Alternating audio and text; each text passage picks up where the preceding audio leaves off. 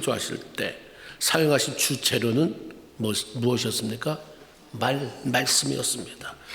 하나님께서 빛이 있으라고 그런 말씀 선포하실 때 빛이 현실로 나타났습니다. 하나님의 말씀에는 능력이 있었어요. 하나님은 이 말의 능력을 본인이 만든 사람에게도 부어주셨습니다.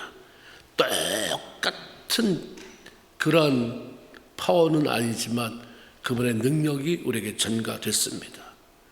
하나님께서 짐승을 만드신 이후에 그 이름 붙이는 것을 아담에게 맡기셨다는 것을 다 알 거예요.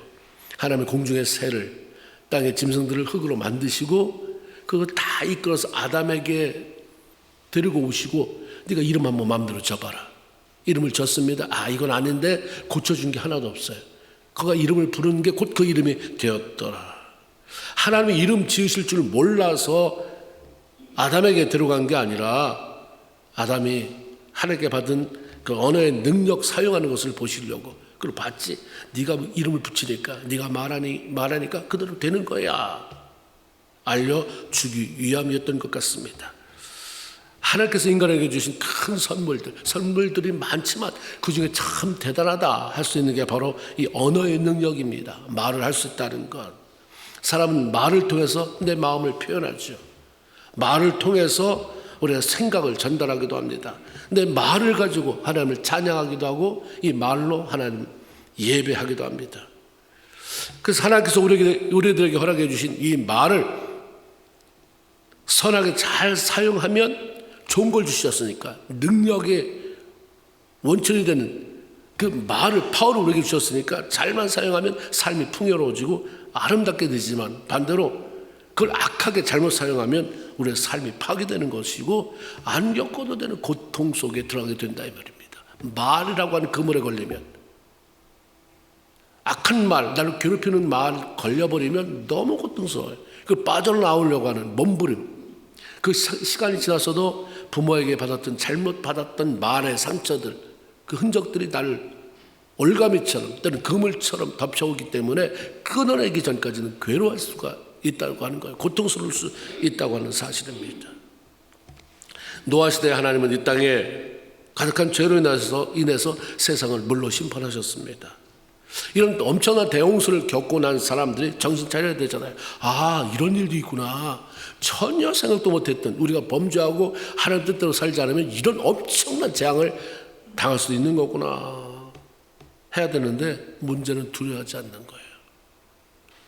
그때나 지금이나 범죄한 시대 속에서 뭐가 문제냐면 하나님을 사랑한다고 말은 하는데 두려워하진 않아요.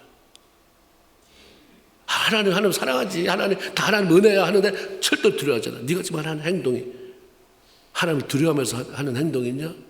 네가 하는 말이 하나님을 두려워하면서 하는 말이냐? 아니요. 그렇지 않으니까 아무렇게 말을 해요. 근데 맨날 끝에는 사랑, 교회가 사랑이 없다고 그러고 뭐 장로님이 권사님이 사랑이 없다고 말하고 아니요. 사람은 두려워해야 돼요. 그러니까 하나님이 하나님을 경외해라. 아브라함이 이삭을 바쳤을 때 하나님 나중에 팩스예요. 내가 이제야 내가 나를 사랑하는 줄 알았다? 그렇게 말하지 않았어요. 뭐 하는 줄 알았다? 경외하는 줄 알았다. 사랑하는 건 알았지만 네가 나를 정말 두려워하는구나. 네가 나를 우습게 여기지 않는구나. 우습게 여기면 그렇게 행동하냐 이 말이에요. 경외하지 않아요. 두려워하지 않아요. 그러니까 오히려 더 다음에 이런 홍수가 또 올 줄 모르니까 우리가 봤으니까 이번에 얼마만큼 비가 왔지? 다음에는 거기 빠져 죽지 않도록 더 높게 우리가 높이 도피할 수 있도록 탑을 한번 지어보자. 그 탑이 바로 바벨탑입니다. 하나님은 악한 계획과 시도가 이루어지지 못하도록 막는데 그 방법은 사람들의 말을 혼잡하게 하는 것입니다. 서로 말이 통하지 않게, 말을 알아듣지 못하게 만든 것이죠. 말이 통하지 않으니까 더 이상 도모할 수 없어요. 함께 일을 할 수 없습니다. 그 결과 그들은 바벨탑 쌓는 일을 중단할 수밖에 없는 거예요. 재료가 부족해서가 아니라, 일할 에너지가 부족해서가 아니라 말이 안 통하니까 흩어질 수밖에 없었습니다. 사람은 말로 하나님을 영화롭게 해드릴 수도 있지만 또한 말을 통해서 하나님을 대적할 수 있고 저주스러운 삶을 살아갈 수도 있는 것입니다. 오늘 본문 아까 읽었잖아요. 사람은 입에서 나오는 열매로 말미암아 배가 부르게 되나니 그 입술에서 나는 것으로 인해서 만족을 얻게 되느니라. 죽고 사는 것이 혀의 권세에 달렸나니 혀를 쓰기를 좋아하는 자는 그 열매를 맺는다. 이게 현대인의 성경에는 사람은 말 한마디만 잘해도 만족할 만한 것을 많이 얻는다. 말은 사람을 죽이기도 하고 살리기도 한다. 이렇게 아주 간단하게 말해놨어요. 말은 이렇게 엄청난 능력이 있기 때문에 우리 이걸 잘 길들여서 아무 말이나 쏟아내지 말아야 됩니다. 내가 사용하고 있는 말을 통해서 사람을 살려내야 되잖아요. 그런데 성경이 말하는 것 중에 하나가 이 말을, 혀를 길들일 사람이 없다. 야고보서 3장 8절에 혀는 능히 길들일 사람이 없나니 쉬지 않는 악이요 죽이는 독이 가득 찬 것이다. 혀는 그냥 그대로 놔두면 그 안에서 독이 되는 말, 악한 말, 사람을 죽이는 말을 뽑아내게 되어 있다 이 말입니다. 근데 이게 혀를 길들여야 되는데 사람은 혀를 길들일 수 없다라고 말하는데 그럼 어떻게 하겠다 이 말이에요. 그럼 내가 길들였으면 좋겠는데 길이 안 들여진다. 길을 못 들인다. 사람은 혀를 길들일 수 없다. 그럼 어떻게 해야 되느냐? 성경에 말씀하는 것은 성령이 충만해서 그 혀를 하나님께서 주장하게 해라. 이게 답이에요. 그래서 성령 충만한 혀가 되어서 말이 되어서 그 말이 하나님의 인도함을 받게 해라. 성경은 성령이 우리의 혀를 정결하게 하는 분이다 말씀합니다.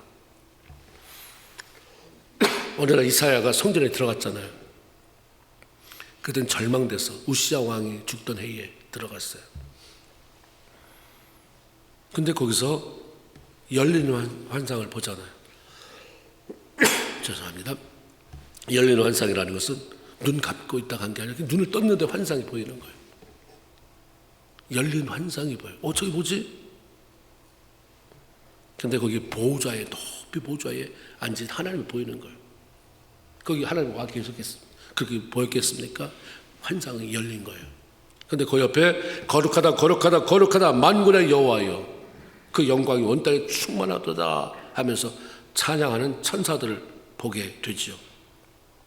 그러자마자 이사야가 내가 죄인으로 만군의 하나님 배웠으니 나는 망하게 됐다라고 고백을 합니다. 자기가 죄인이라고 하는 그 사실을 입술에 부정한 백성이라고 이렇게 표현합니다. 그때 선지자가 젓가락으로 핀 숯이야 뻘겋게 다른 숯을 한 덩어리 갖다가 입술을 막 찢어댑니다. 죄송합니다.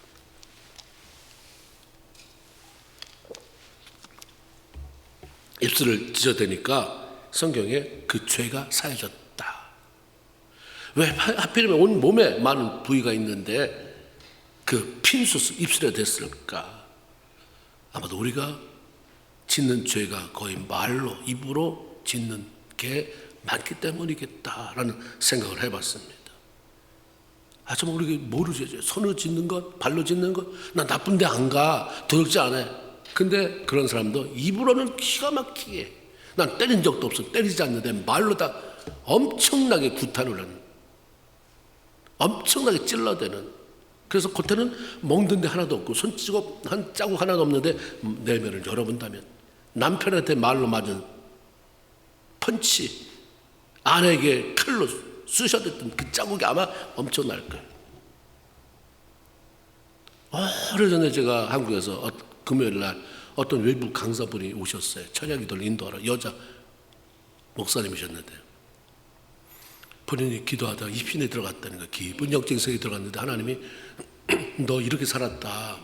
내가 그렇게 기도 많이 하고 그러지만 너 이런 거다. 그러면서 하나를 딱 보여주신데 주전자인데 막걸리 주전자 같다는 거예요. 옛날에 그거 노란 주전자. 근데 너무 찌그러지는데 사방이 성한 데가 없이 다 찌그러졌는데 이거 네 남편이다. 네가 하도 말로 이리 치고 저리 쳐서 다 찌그러졌다 이러더라는 거예요. 그래서 본인은 이게 굉장히 충격이 됐나 봐요. 그렇다 난 남편한테 딱히 대든 적은 없는데 뒤에서 궁시렁거리면서 말을 그냥 온갖 말을 다 해야 된 거죠.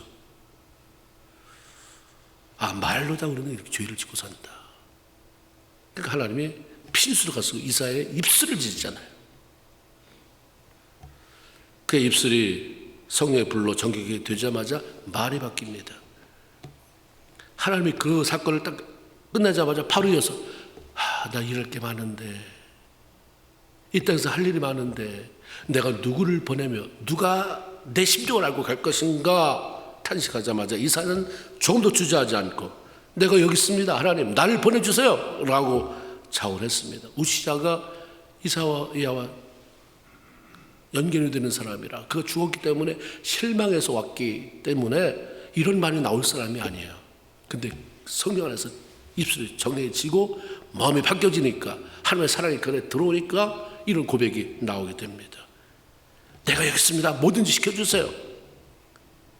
하나님을 뜨겁게 사랑한다는 표현이죠. 사랑하는 하나님이 어디를 가라고 하시면 나 그리로 갈 것이고, 사랑하는 하나님이 어디로 가라 하면 나 그쪽으로 가겠습니다. 무엇을 하라고 하시면 그거 하겠습니다 라고 하는 고백입니다.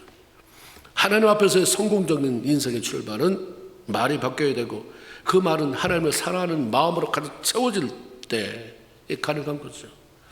구약성경 신명기 10장 13절에 보면 그런 말씀이 있습니다.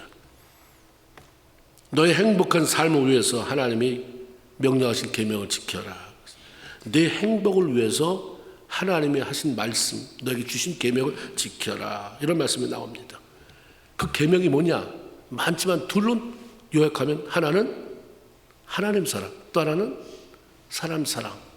그러니까 우리가 계명을 지킬 때 우리의 삶이 행복해진다고 한다면 그 말은 다시 하나님과 사람을 사랑할 때 행복해지는 것이고, 그렇죠?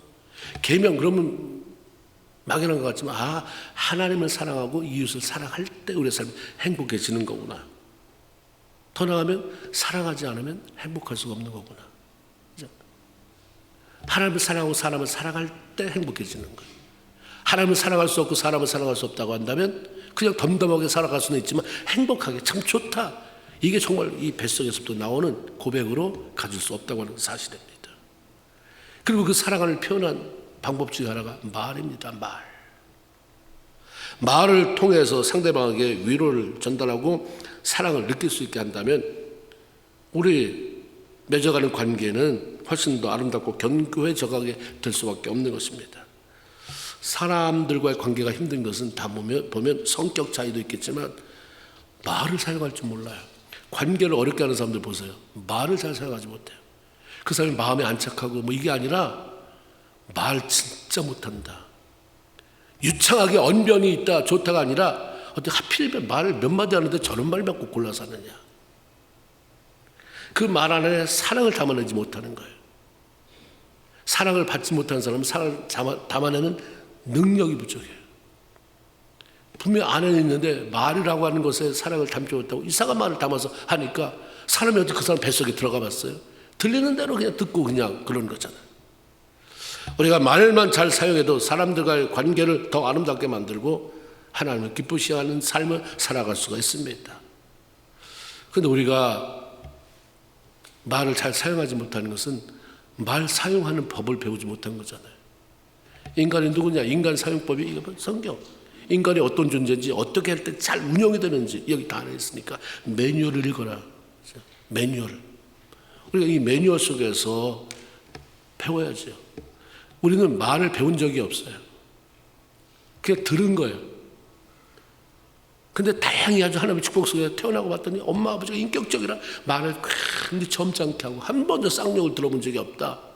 그건 내가 쌍욕을 하려도 입이 안 나오는 거예요. 들어본 게 없으니까. 그리고 배운 게 그거니까. 태어나고 보니까 맨날 시끄럽고 큰 소리 치고 난리가 나고 쌍욕하고 왜 저러시 그런데 그게 배에서 나도 모르게 배운 게 그거니까 입에서 그냥 나오는 거예요. 너무 자연스러워. 다른 사람은 어떻게 말을 그렇게 하냐는데 나는 그게 너무 자연스러운 거예요. 배운 적이 없는데 잘못 배운 거예요.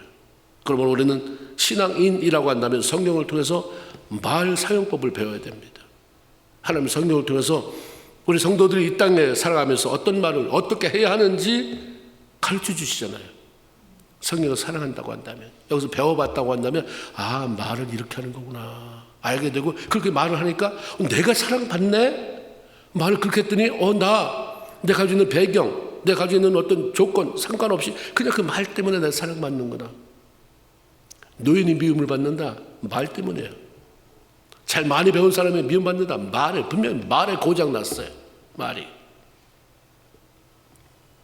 하나님은 성경을 통해서 우리 성도들 말씀 가르치잖아요. 어떻게 하라고 말에 대한 사용법을 알려주시는데 에베소서 4장 29절 무릇 더러운 말은 너희 입에서 내지 말고 오직 덕을 세우는데, 다시 말하면 상대방에게 유익이 되고 상대방을 성장시킬 수 있는, 그런데 필요한 대로 좋은 말 해서 듣는 자에게 은혜를 끼쳐라. 그 사람 말하면 아주 정말 아주 만나기 싫었는데 만나고 나니까 안 만나기 써야 되는 만남이야. 너무 그 말. 이런 거 벌써 이미 틀린 거예요. 예수 잘 믿어도 말이 틀리면 틀려요. 말을 통해서 사람의 삶이 건축되어져 갑니다. 우리가 입 밖으로 낸다고 해서 모든 말, 같은 말이 아니라 거기에는 주님 말씀하잖아요. 더러운 말도 있다. 이거 누구한테 말한 거예요? 하나님 사도 바울을 통해서 에베소 교회 성도들한테 말한 거 아니에요? 교회 다니는 사람한테 말한 거예요. 성도들이 예수 믿는다고 하는 사람이 하는 말 속에는 다 좋은 말이 아니라 더러운 말도 있다. 남에게 덕을 세우고 은혜 끼치는 말도 있다. 그러므로 너희는 남을 유익하게 하는, 남을 세우는, 남에게 덕을 세우는 말을 해라 라고 우리에게 말씀하는 거죠. 데이스 세포드라고 하는 사람이 3가지 황금문이라고 하는 글을 썼어요. 거기에 말하기를 우리의 말이 언제나 이 3가지 문을 통과하게 만들어라. 그래서 하나는 뭐냐면 네가 말하기 전에 문을 먼저 통과하고 나서 내 말이 그 문을 통과한 걸 가지고 마치 여과된 것처럼, 여과된 물을 마시는 것처럼 그 다음에 말을 해라. 그게 첫째가 이 말이 진실한가? 나 거짓말 시키고 있지 않나? 진실한가? 두 번째는 이 말이 꼭 필요한 말인가? 안 해도 되는 말인데 해가지고 괜히 오해받게 하는 거 아닌가? 세 번째는 이 말이 친절한 말인가? 사람 마음을 열게 만드는 말인가? 이것을 제가 하나를 더한다면 그 말에 사랑이 담겨 있는가? 난 틀린 말은 안 해. 근데 왜 틀린 말을 안 하는데 왜 사람을 못 변화시키냐? 왜 엄마 아빠가 틀린 말은 안 하는데 애가 안 변하냐? 사랑이 안 담겨 있는 거예요. 애가 읽을 때는 맞다. 엄마 말을 맞다. 사랑이 와닿으니까. 그러면 사랑이 와닿으면 내가 엄마를 화나게 만들었네. 엄마 힘들게 만들었네. 그럼 눈물이 나오겠죠. 지가 화나니까. 요즘 애들은 특별히 MZ세대라고 하는 세대는 거칠 거 없이 많았잖아요. 부모고 뭐고 없어요. 그냥 욕. 지가 화났으면서 괜히 지랄이야? 이렇게 표현해. 감동이 하나도 안 와요. 사랑이 담겨지도록. 그렇죠? 우리 성도들 해야 하는 말은 다른 이들의 생명을 살아나게 만들어야 돼. 내 말을 들으면 사람이 살아나나? 내 말 들으면 맨날 사람이 다 죽어서 다음부터 날 만나고 싶어 하지 않아. 잠언 15장 4절에 보면 온전한 혀는 생명나무라. 온전한 혀는 생명나무처럼 생명을 살리는 거예요. 다시 말하면 이 현대인의 성경은 따뜻하고 부드러운 말은 생명나무 같다. 사람을 살린다. 말의 힘, 밥실험이라는 그런 타이틀, MBC에서 몇 년 전에 한글의 날 특집 다큐멘터리를 만들었어요. 한글의 날, 한글이 얼마나 우수한지, 그리고 또 말을 어떻게 사용해야 되는지 일반적인 그런 그런 어떤 사회 사람들의 시각으로 이제 그걸 만들었는데, 특별한 거기에 실험을 했어요. 그 방송국 안에 아나운서들 대상으로 밥통에다 밥을 줬더라고요. 큰 밥통에다 쌀밥을 줬어요. 그래서 그걸 갖다가 유리병, 이런 병이 아니라 뚜껑이 넓은 거, 그 뚜껑을 닫을 수 있는 거, 거기다가 예를 들어서 20개라고 칩시다. 쌀밥을 꽉 담더라고요. 그러더니 10개 이렇게 분리해가지고 10개는 레벨을 뽑았어요. 타이핑을 쳐가지고 고맙습니다 이렇게 해가지고 스티커를 붙였어요. 하나는 뭐라고 썼더라? 짜증나. 고맙습니다. 그리고 짜증나. 그 사람에게 그 방송 그걸 만든 프로그램 제작자들이 이제 그 아나운서 테이블마다 다 찾아다니면서 2개씩 주는 거예요. 고맙습니다. 짜증나. 이게 특별히 이번에 우리가 프로젝트로 이제 이게 다큐멘터리로 나갈 건데 4주간 이게 40일 프로젝트라는 거예요. 근데 이거 어떻게 하냐면 고맙습니다. 이 밥은 뚜껑 열고 거기다가 당신이 표현할 수 있는 좋은 말, 사랑한다, 고맙다, 이쁘다 이런 말을 하라는 거예요. 그리고 여기에다가는 짜증나, 싫어, 너 비기 싫어 뭐 이런 거. 근데 사람들이 그런 거야. 이런 걸 도대체 뭐하러 하냐, 이런 쓸데없는 일. 처음엔 회의적이고 이게 무슨 의미가 있을까.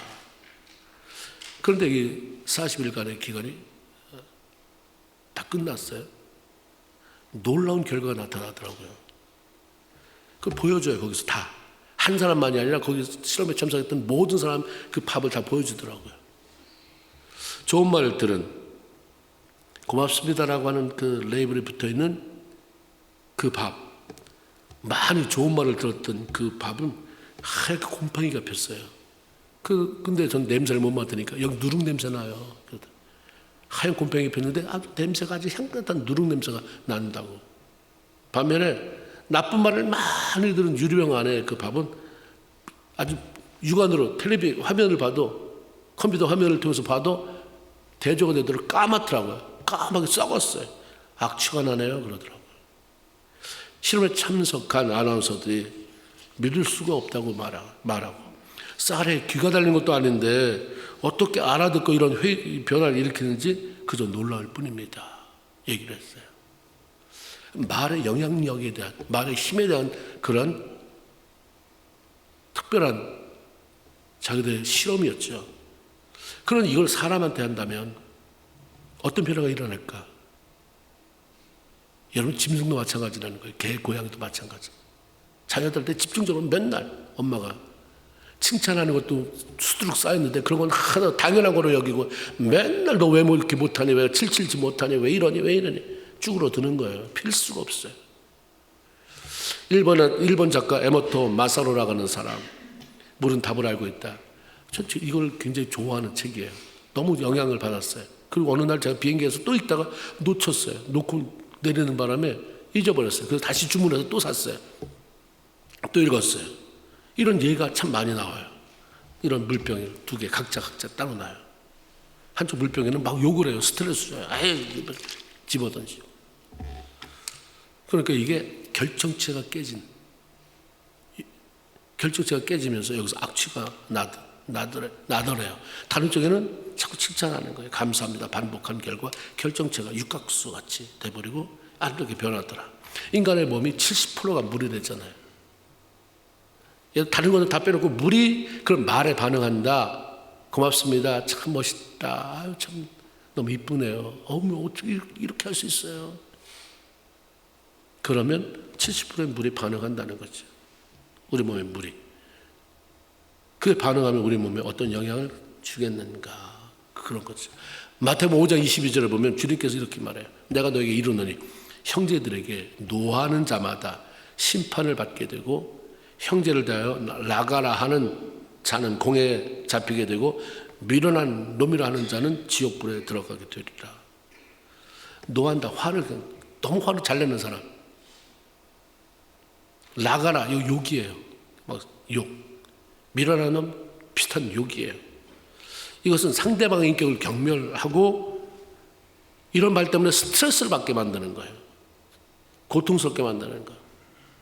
막 화를 쏟아부어가지고 막 화를 일으켜서 도대체 어떻게 할지 모르게 만드는, 내면을 파괴시키고 막 나를 인격 모독. 이걸 상대방 죽이는 건데 하나님 이런 걸 간과하지 않는다. 우리가 말로 사람 스트레스 주지 말아라. 네 말 아무것도 아니지만 네 말 때문에 죽어. 또 살인자야. 그 주님은. 오죽했으면 여기에 지옥불에 들어가게 된다는 말을 표현하겠습니까? 살인자니까. 남편 네가 말하는 것 때문에 네 아내가 죽어가고 있잖아요. 부모 네가 말하는 것 때문에 네 자식들이 죽어가고 있는데 지금 그렇게 대들 말할 계제가 안 되기 때문에 꾹꾹 누르고 참고 있는 거야. 하나님에게 말하는 것은 감사의 말. 감사의 누추한 말 하지 말아라. 감사한 말 해라. 사랑의 말 해라. 축복의 말을 해라. 우리가 민수기 6장 24절에도 우리에게 너 왕 같은 제사장이다. 축복의 말을 해라. 말씀하잖아요. 그 축복의 말은 뭐예요?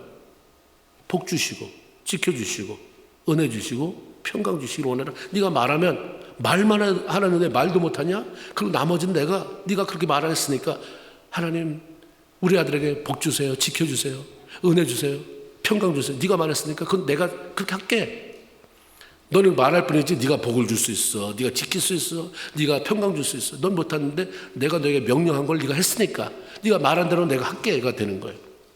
그런 축복의 말을 해라. 근데 우리는 기가 막혀. 이런 좋은 건 다 빼놔요.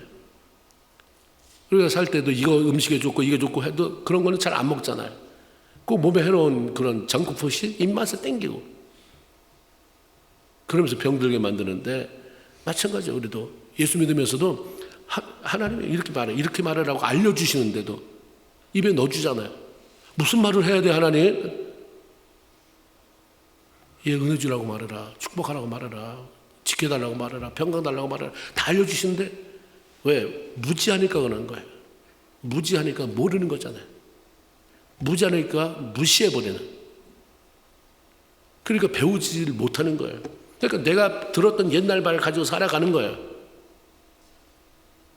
하나님은 사람을 살리는 말을 해라.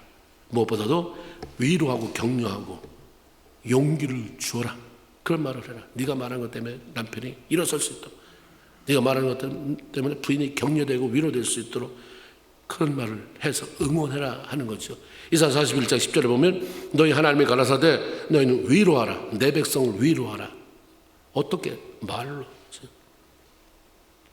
자기개발 성공학자, 이 성공학의 대가인 지글러라는 사람이 있어요. 아주 유명한 사람이에요. 책도 많이 쓰고 우리나라에 번역도 많이 돼 있고. 이분이 뉴욕의 지하도를 이제 전철 달라고 이제 했는지 들어가려고 하는데 거지 한 명이 큰 건물, 은행 건물 앞에서 볼품 없는 그 볼펜을 들고 구걸하고 있는 거예요. 볼펜. 대부분의 사람들은 지나치면서 어떤 사람은 뭐 돈을 던져주고 어떤 사람은 그냥 스쳐 지나가고 돈을 집어넣는 사람도 볼펜을 가져갈 생각은 하지 않고 거지 역시 뭐 그걸 꼭 팔 생각도 아니니까 형식적으로 볼펜을 들고 있을 뿐이었습니다. 가격 1불이라고 써놨어요. 그것은 1불에 사가라는 말이 아니라 뭐예요? 최소한 1불 이상은 적선해라. 그 말인 거죠. 볼펜을 가져가도 좋고 안 가져가도 좋은데 나는 1불 이상 받고 싶다. 1불 이상 돈 내라. 놓고 가라. 이 지글러 박사도 바쁘니까 1불 딱 던져놓고 가다가 갑자기 뭐가 생각이 난 거예요. 그래서 가다가 다시 돌아와서 그 거지한테 말합니다. 내가 아까 1불 여기다 놨는데 볼펜 안 가져갔어요. 그 볼펜 주세요. 거지는 뭐 이런 고객은 처음이에요. 아니 다시 와서 볼펜이 그까지 1불 얼마나 된다고 달라고 하나. 줬어요. 근데 그 사람이 볼펜 딱 쥐고 그 거지한테 하는 거예요. 사장님 이렇게 바꾸는 거예요. 용어를. 사장님 당신도 나와 똑같은 사업가입니다. 당당하게 1불씩 돈을 받고 볼펜을 파는 사업가란 말입니다. 그렇게 사람들 앞에서 비굴하게 고개 숙이고 머리 쳐박고 구걸할 필요가 없습니다. 당신 지금 사업가예요. 대단한 걸 팔고 있지 않지만 1불에 볼펜 팔고 있는 사람이니까 당당히 쳐다봐요. 사람 쳐다보고 파세요. 한 번도 생각해 보지 못했대요. 자기는, 이 거지는. 내가 남에게 구걸이 나는 아무것도 없는 돈이 있기를 배운 게 있기를 아무것도 없는 사람이 내가 사장이라고 사업가라고. 내 거지가 아니고 사장. 길거리에서 볼펜 한 자로 1불씩 파는 사장. 자꾸 하니까 묘하게 그 말이 들어오는 거예요. 맞다. 내가 공짜로 달래는 것도 아니고 볼펜 갖다 놨는데 지네가 안 가져간 거지. 나는 1불에 파는 거다. 생각이 바뀌어졌어요. 생각이 바뀌니까 자존감이 올라가는 거예요. 자존감. 나 괜찮은 사람이다. 사람의 문제가 뭐냐면 자존감은 낮은데 자존심이 세니까 사람이 굉장히 옆 사람을 괴롭혀요. 자존감이 낮아요. 자기가 열등감도 많고 이러니까 내 안은 창피해서 표현을 못 하잖아요. 근데 자존감은 낮은데 무시당하기 싫으니까 막 뭐라고 하니까 그게 보면 보이는 거잖아요. 들리는 거죠. 아이고 굉장히 열등감 많구나. 자존감이 나아지니까 자존심 내세우려고 아주 악에 받쳐 있구나가 보이고 들리잖아요. 이 사람도 아마 그런 바닥을 쳤나 봐요. 근데 그 생각을 자꾸 하니까 자존감이 올라가더래요. 후에 삶에 놀라운 변화를 이루었어요. 이 사람이 큰 은행 빌딩을 소유하게 됐다고 그러더라고요. 기자들이 찾아왔어요. 당신은 거지였다고 어떻게 성공적인 삶을 이루어냈습니까? 라고 하는 인터뷰 질문을 받았을 때 그 딱 한마디 하더래요. 말 한마디. 그때 어떤 사람이 나한테 들려준 말 한마디가 내 인생을 바꾸었습니다. 우리 신앙인으로 파워 있는 말을 가지고 있잖아요. 하나님이 주신 말, 하나님이 나와 함께 하시는 그 사람이 내뱉는 말, 그 놀라운 투구를 가지고 있잖아요.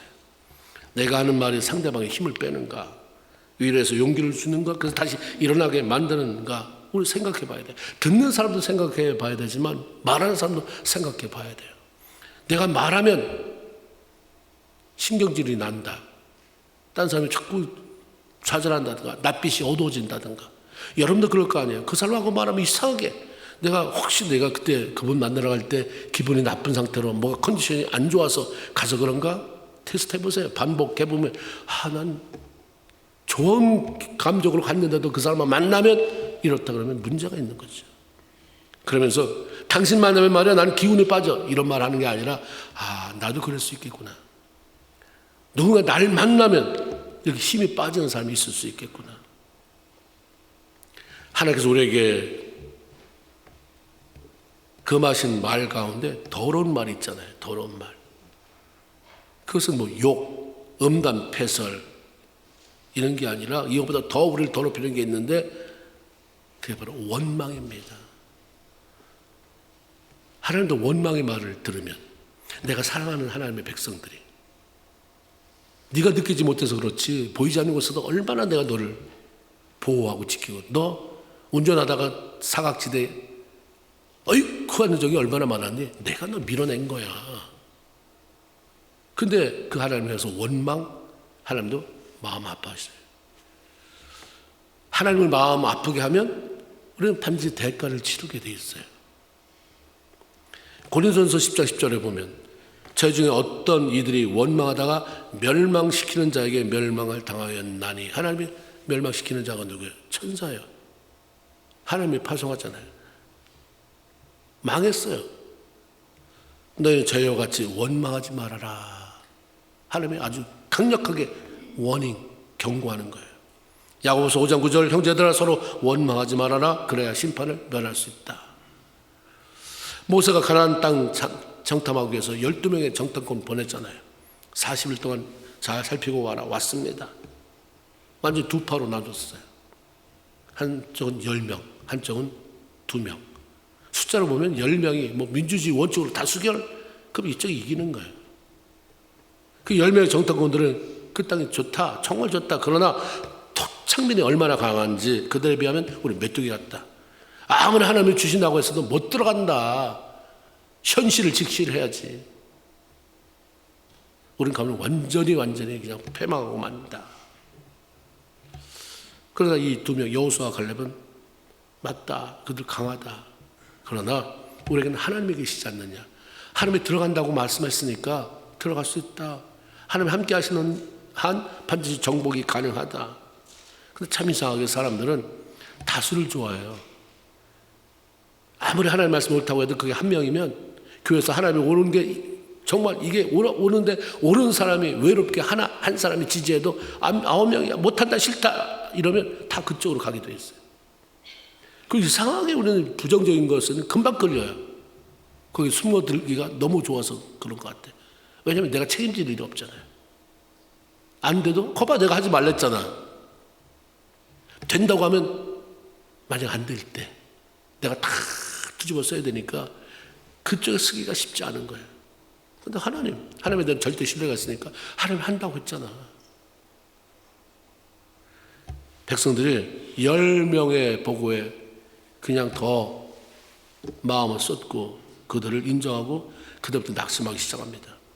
그것까지 어떻게 하냐 큰일 나네. 여기에서 끝나면 되는데 악한 말로 독한 말로 원망했다고 그랬어요. 민수기 14장 2절 3절에 보면 우리가 애굽장에서 확 죽었으면 좋았을 텐데, 아니면 지금 여기 광야에서 죽었거나 그냥 사라져버렸으면 좋을 텐데, 어찌하여 하나님이 우리를 그 땅에서 여기까지 인도해내고 칼에 다 망하게 하려고 하십니까?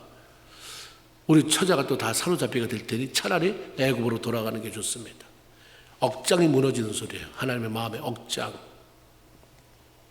그때 애굽에서 노예로 전락했을 때 부르짖었잖아요.